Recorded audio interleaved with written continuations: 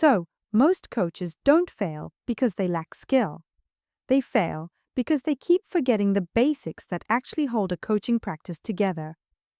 Here are the life coaching tips that actually make a difference. The ones that separate thriving coaches from burned out ones. Get better at how you listen in sessions, how you handle your hardest clients, and how you run the business side. In this video, I'll walk you through all three. Plus, there's one question near the end that completely changed how I deal with difficult clients. It's uncomfortable to ask, and it's the tip that matters most. So, here's what we're covering. First, 3 techniques for your sessions that will make you sharper at getting clients unstuck. Then, how to handle the clients every coach dreads, the boundary pushers, the no-shows, the energy drains, and finally, the business and marketing side that determines whether your practice actually survives. Let's get into it. The first tip, and honestly, the most underrated skill in all of coaching, is learning to hear what your client is not saying.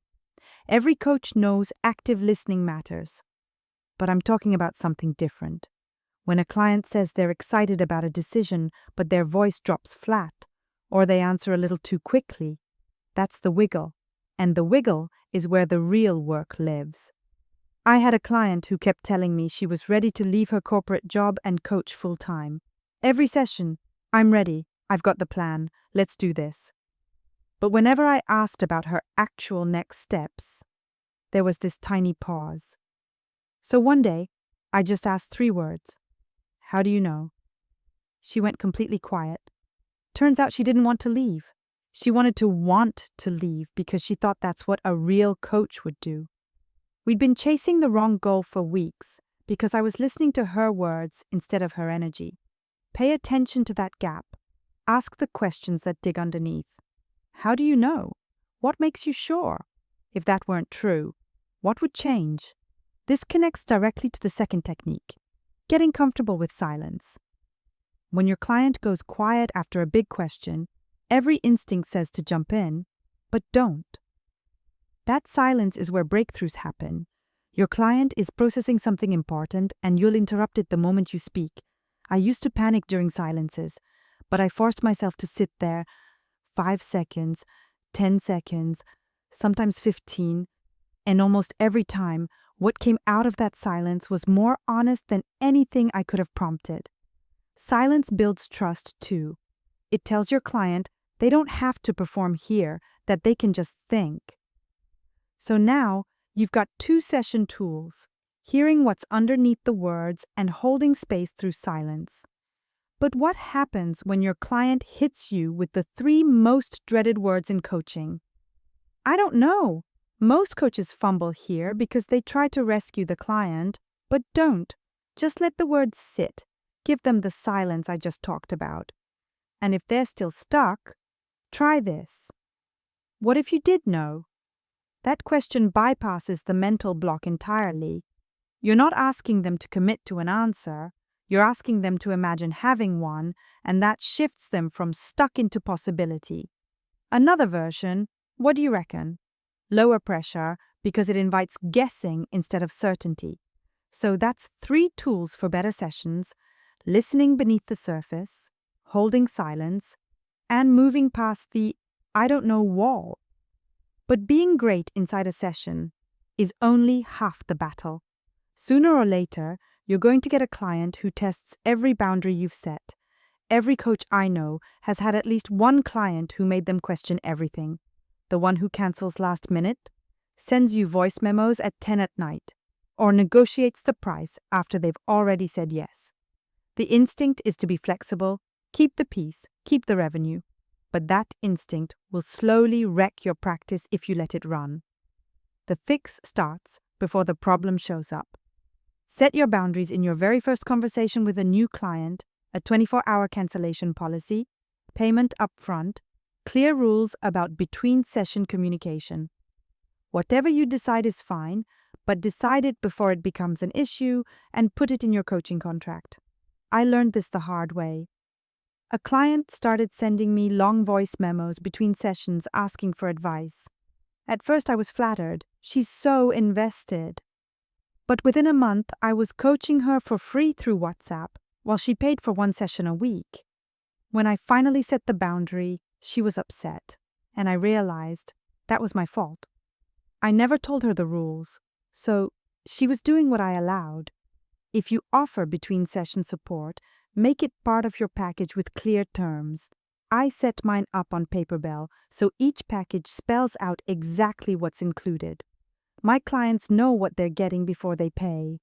Now, pay attention here, because this is the most important life coaching tip in this entire video. I saved it for this moment on purpose.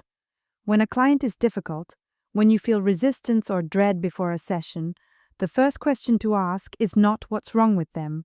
The first question is, what's going on with me? Let me say that again.